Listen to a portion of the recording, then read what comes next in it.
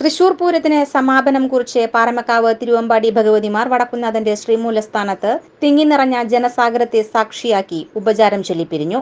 രാവിലെ പാറമക്കാവിന്റെയും തിരുവമ്പാടിയുടെയും എഴുന്നള്ളിപ്പുകൾ മണികണ്ഠനാലിൽ നിന്നും നായ്ക്കനാലിൽ നിന്നും ശ്രീമൂലസ്ഥാനത്തേക്ക് യാത്ര ആരംഭിച്ചു. എഴുന്നള്ളിപ്പുകൾ ശ്രീമൂലസ്ഥാനത്തെത്തി ഇരുവിഭാഗത്തിന്റെയും മേളവും കുടമാറ്റവും ഉണ്ടായി. ഇതിനുശേഷമായിരുന്നു വടക്കുന്നാഥനെ സാക്ഷിയാക്കി ശ്രീമൂലസ്ഥാനത്ത് പാറമക്കാവ് തിരുവമ്പാടി ഭഗവതിമാരുടെ ഉപചാരം ചൊല്ലൽ.